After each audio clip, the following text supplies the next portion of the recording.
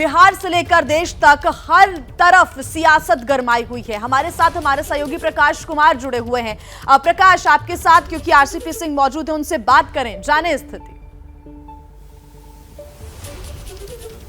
बिल्कुल, 2024 के मिशन पर एक तरफ नीतीश कुमार निकले हुए हैं, तो उनके साथ जो दांत कटी रोटी कहते हैं दोस्ती वाली, वो ये रहे हैं साथ में। लेकिन आजकल इन्हें एजेंट करार दिया जा रहा है और गद्दार तक कहा जा रहा है। हम सीधे जवाब लेते हैं आरसीपी सिंह जी से। आरसीपी सिंह, जिनके साथ दांत कटी रोटी थी आपकी, वो आजकल उनकी पार्टी के नेता लोग गद्दार कह रहे हैं कि 1998 में पीएस बनाया था, क्या था, अपनी जगह दे दी थी, अध्यक्ष बना दिया था। तो आपको तो एहसान फरामोश कहा जा रहा है। देखिए, समस्या क्या है ना कि लोगों को जानकारी का पूरा बिल्कुल अभाव है। क्या क्या बोलता है लोग, नेता क्या बोले, क्या था आईएएस। अरे मुझसे चिढ़ हो सकती है। पूरी की पूरी जो प्रशासनिक व्यवस्था है, सर्विस है, उसको ही आपने कटघरे में खड़ा कर दिया। अब बगल में किनकी मूर्ति रखते हैं जी? सरदार पटेल की। ऑल इंडिया सर्विसेज की स्थापना किसने की थी? श्रीमान नीतीश कुमार जी, आपने नहीं की थी, सरदार पटेल ने की थी। और आप मेरे माध्यम से क्या टारगेट किया? क्या था आईएएस। अरे साहब, आपके आसपास जितने पदाधिकारी हैं, किस सेवा के हैं? केंद्र में जितने हैं, किस सेवा के हैं?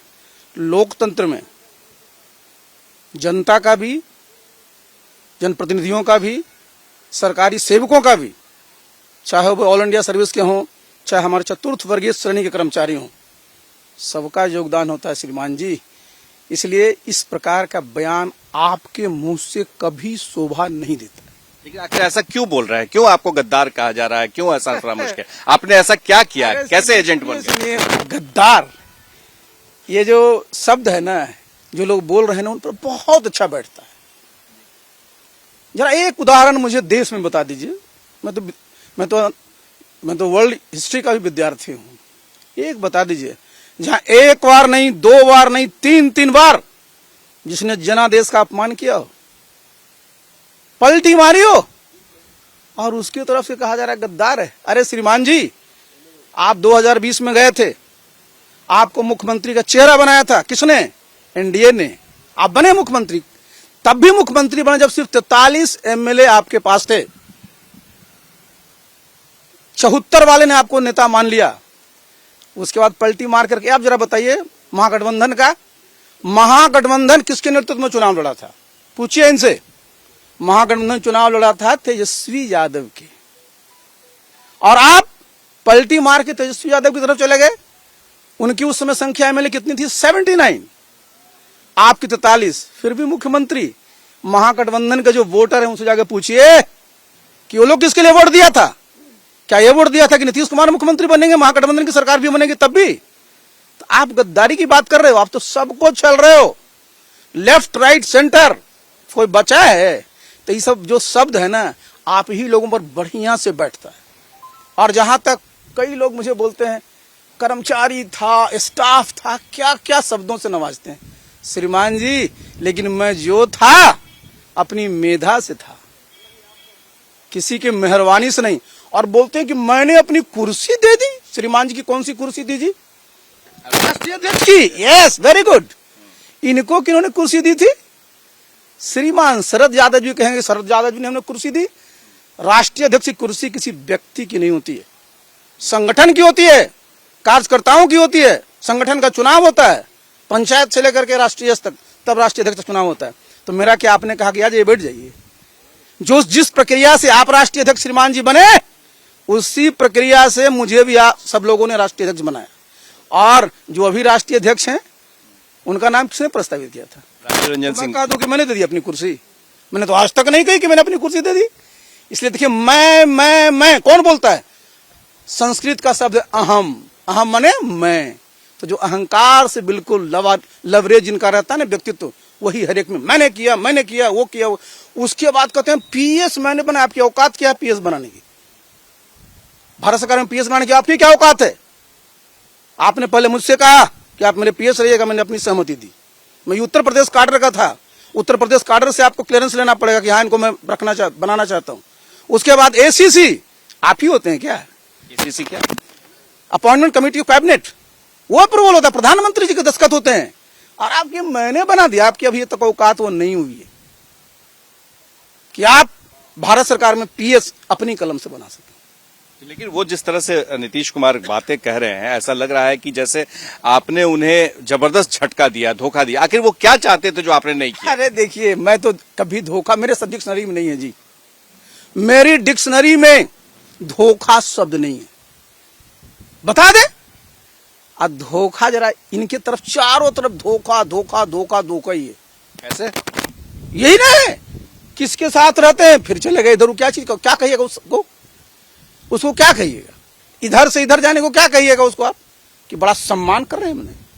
उसे कहते हैं राजनीति हो रही है। अरे साहब, वो राजनीति नहीं है। राजनीति का देखिए, राजनीति का मतलब क्या होता है? राज की नीति भी होती है, सत्ता का संघर्ष भी होता है। लेकिन सत्ता का संघर्ष करने जाते हैं तो अपने एजेंडे के साथ जाते हैं, अपनी नीति के साथ जाते हैं। आप कौन नीति के साथ जाते हैं? कहां पहुंच जाते हैं? इनका कहना है कि पूरे देश में जिस तरह से माहौल बनाया जा रहा है, दंगा माहौल, दंगा का हिंदू मुस्लिम किया जा रहा है, तो वो एक बड़ा मुद्दा है। महंगाई है, बेरोजगारी है, इन सब मुद्दों पर वो। अच्छा सुनिए, बड़ा बढ़िया बोलते हैं ये। जरा ये बता दीजिए, आपको पूरे 8 साल हो गए ना, मैं भी केंद्र में 1 साल मंत्री था, एक जगह बता दे जहां दंगा हुआ है? अरे क्या बात करते हैं जी? इस देश का संविधान और हमारा हैसियत पूछते हो ना, किनकी हैसियत क्या है? श्रीमान मुख्यमंत्री जी, जान लीजिए, आपकी हैसियत, मेरी हैसियत, प्रकाश जी की हैसियत और एक देश की नागरिक हैसियत बराबर है। इस संविधान ने सबको बराबर का अधिकार दिया है। इक्वलिटी, लिबर्टी, फ्रेटर्निटी संविधान में है जी श्रीमान जी। तो आप क्या हैसियत हमारा पूछ रहे हैं? लोकतंत्र में सबकी हैसियत बराबर है। हाँ, पूछ सकते हैं कि काबिलियत क्या है, तो बिना काबिलियत के पहुंचे थे जी। आपकी पैरवी से आईएएस हुए थे क्या? जिसमें हम आईएएस किए थे आप सड़क पर घूम रहे थे, समझे ना? इसलिए काबिलियत पर मत जाइए, और हैसियत सबकी बराबर है, ये याद रखिए। लेकिन बिहार की एक जमीनी सच्चाई है, वो जाति है, और जाति में पूरा बटा हुआ है, समीकरण बनाया जाता है। तो आपको लग रहा है कि नीतीश कुमार के साथ में पक्ष में अभी जातीय समीकरण है, क्योंकि लालू यादव भी उनके साथ है, लेफ्ट पार्टी भी उनके साथ है, कांग्रेस पार्टी भी उनके साथ है। तो ऐसी स्थिति बन रही है बिहार में कि 2024 में नीतीश कुमार मोदी को यहां पर धूल चटा दे और केंद्र में सरकार बना ले? सवाल ही नहीं उठता है जी। इनके साथ कौन जाति के लोग हैं? किस जाति के लोग हैं? किस जाति के लोग उन्होंने ठगा नहीं है? किस जाति के आंख में धूल नहीं डाला है? और ये कह रहे हैं कि देखिए, सब लोग अपनी अपनी दाव में हैं। किसको इन्होंने जो है साहब आज तक सम्मानित किया है? दिल्ली गए थे ना, घूम रहे थे ना, बगल में मैं उत्तर प्रदेश में तो मेरा काडर रहा है। कैसे संबंध रहे इनके? क्या क्या स्टेटमेंट उन लोगों के बारे में देते थे, और बिहार में क्या क्या स्टेटमेंट देते थे, शरद पवार के बारे में क्या क्या कहते थे, किनके बारे में नहीं कहे? इन पर कौन भरोसा करेगा? अब पहुंचे भी कैसे, पैर भी करा के पहुंचे, आप हमसे ज्यादा बेटर जानते हैं। इसलिए देखिए, दिक्कत कहां पर है कि बिहार की जनता पूछे नहीं कि नीतीश बाबू यहां हमारा जो सड़क सब बना था वो टूट टाट के बराबर हो गया। स्कूल में बिल्डिंग तो है, बाकी का हाले नहीं है। अस्पताल का बिल्डिंग है, हाले नहीं है। और आज उनको आज मैं देख रहा हूं कि सूखा की बात कर रहे हैं। 17 साल होने जा रहा है पूरे दक्षिण बिहार में। आपने कैसे, आपने बड़ा अच्छा दिया था जो आपका कहते हैं 7 निश्चय पार्ट 2 में, कि हर एक खेत को पानी। क्या बढ़िया नारा है जी। आप जरा बताइए, आपने आज तक कोई ब्लूप्रिंट साउथ बिहार के लिए बनाया जहां की हर एक खेत तक ट्यूबवेल से नहीं जी, नहीं, गलत फहमी मत पालिए, कैसे जो है परमानेंट सिंचाई होती है, नहर की व्यवस्था। हमारे जो साउथ बिहार की जितनी नदियां हैं सब बरसाती नदियां हैं। आपने कभी स्टडी किया कितना पानी है, कैसे उसको किया जाए? हाँ, एक बार आपने स्टडी कराया था, कितने हमारे बंधे हैं, कितने हमारे और भी आहार पैन है, उसके बाद सो गए। तो लोग आपसे ये सब पूछे नहीं तो कहां की चर्चा कर रहे हैं? दिल्ली की। अरे देखिए, आज की तारीख में मैं बता दूं, एक इनको बता दीजिए, समझे कि नहीं? मैंने पिछले दिन भी कहा था, अरे प्रधानमंत्री की क्या पहुंच है जी दुनिया में। मैंने बताया था ना, आज हम आर्थिक, आप जानते हैं, इकोनॉमिक पावर नंबर 5वें पर है। इंग्लैंड को हमने पछाड़ दिया जी, जिसने हमारे ऊपर इतना बड़ा शासन किया। लेकिन हाँ, मुझे तो बड़ा खराब लगता है, और नीतीश बाबू आपको भी सोचना चाहिए, ठीक है, अमेरिका का इंग्लैंड का $47,000 उसका पर व्यक्ति आए है, हमारे हिंदुस्तान का $2,500 पर व्यक्ति है। बिहार का क्या है श्रीमान जी, $1,000 भी नहीं है। उस पर क्या कर रहे हैं आप? तो जनता आपको ना पूछे तो कभी जा रहे हैं शरद पवार से मिलने, तो कभी जा रहे हैं शरद यादव जी से मिलने। इससे बिहार की जनता जो है ना माफ करने वाली नहीं है। मैं आ रहा था, मैं रोज जाता हूँ, देखिए जनता में क्या किस प्रकार का गुस्सा है।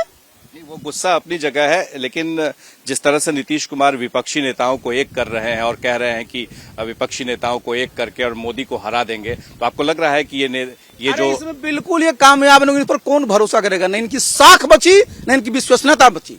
जब राजनीति में न साख बची न विश्वसनीयता बची, कौन भरोसा करेगा आप पर श्रीमान जी? लेकिन ममता बनर्जी कह रही हैं कि आ रहे हैं हमारे साथ, तेलंगाना के सीएम 7 जन्म इनको साथ देगी। इनका झगड़ा तो रेल मंत्रालय से है। पूछ लीजिए, रेल मंत्री जो थे, पूछ लीजिए दोनों में कितना बढ़िया पटता था। देखिए, ये भी जानते हैं, दुनिया भी जानती है, इसलिए कौन इनके नाम पर तैयार होगा और कह देते हैं कि मैं तो उम्मीदवार नहीं हूं, इनके लोग भी बोलते हैं उम्मीदवार नहीं हूं। अब पार्टी ऑफिस के ऊपर क्या लगा दिया है, प्रदेश देखा अब देश देखेगा। क्या देखेगा देश? जैसा बिहार में कर रखा वही सही। ये बताइए आरसीपी सिंह जी, क्योंकि आप जनता के बीच में घूम रहे हैं, जब पिछली बार आपसे बात हुई थी तो आपने कहा था कि हम लोगों से बात करेंगे और फिर फैसला लेंगे, तो क्या आपने फैसला ले लिया? अभी कहाँ जी, अभी तो कहाँ कितने जगह घूमे ही हैं।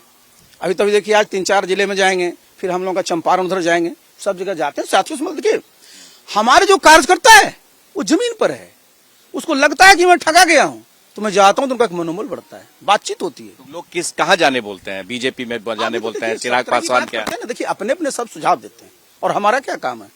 लोकतंत्र में आप जानते हैं संवाद सबसे जरूरी है। अगर आपका कार्यकर्ताओं से, आपके नेताओं से संवाद है तो आपको जब बातें कहेंगे, जब विचार होगा तो निश्चित रूप से कोई सही रास्ता निकलता है। प्रशांत किशोर ने कहा है कि 2020 में नीतीश कुमार जब वो 43 सीट पर आ गए थे तो उनसे उन्होंने फोन पर बात की थी और पूछा था, तो उन्होंने कहा था कि आप सरकार में मत आइए, आप मुख्यमंत्री मत बनिए। तो आपको लग रहा है कि प्रशांत किशोर जिस तरह से नीतीश कुमार के साथ संवाद रखते हैं तो कहीं इन लोगों का एका हो सकता है? क्योंकि प्रशांत किशोर से आपके भी रिश्ते अच्छे नहीं रहे। देखिए, मेरे सबसे अच्छे रिश्ते रहे हैं, जिनके चलते रिश्ते खराब होते हैं आप सब जानते हैं। तो मैं प्रशांत जी ने क्या कहा उस पर मैं कुछ नहीं कहूंगा। तो आप रोज को अपने बोल रहे हैं तो मुझे क्या बोलना है जी। एक आखिरी सवाल आरसीपी सिंह जी, ये जो आप लोगों के बीच जो कटुता बनी है, और राजनीति में कहा जाता है कि ना कोई परमानेंट दोस्त होता है ना कोई दुश्मन होता है, तो क्या नीतीश कुमार के साथ कभी किसी जगह पर फिर से आपकी बात बन सकती है? क्योंकि नीतीश कुमार कहते हैं कि हम एक बार कोई अगर जाता है तो दूसरी बार उसको साथ ले आते हैं। देखिए, ऐसा है ना कि मैं क्यों उनके पास जाऊं जी, मैं क्यों जाऊं उनके पास? देखिए, जिस प्रकार का उन्होंने मेरे साथ व्यवहार किया जी, बता दें इतने वर्षों तक मैंने रहा, कभी कोई मौका दिया था? लेकिन मैं भी इंसान हूं और मैं ये तो नहीं कहता हूं कि उनसे बेहतर इंसान हूं, लेकिन सही बात है कि मेरे में आदमियत, इंसानियत अभी बची हुई है।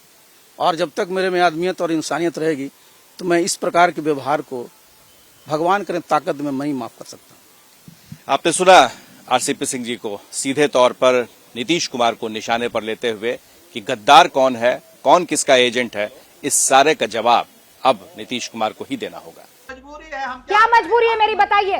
मैं अभी आपको बताती हूँ कि मैंने ओए होए होए होए, नमकीन के चटकारे लेते हुए टकटकी मार के डिबेट शो को पॉज रिपीट कर करके देख रहे हैं जोगिंदर जी। इनकी तरह आप भी देखें अपनी फेवरेट डिबेट्स को रिपीट कर और डाउनलोड कीजिए एबीपी लाइव ऐप अपने स्मार्ट टीवी पर।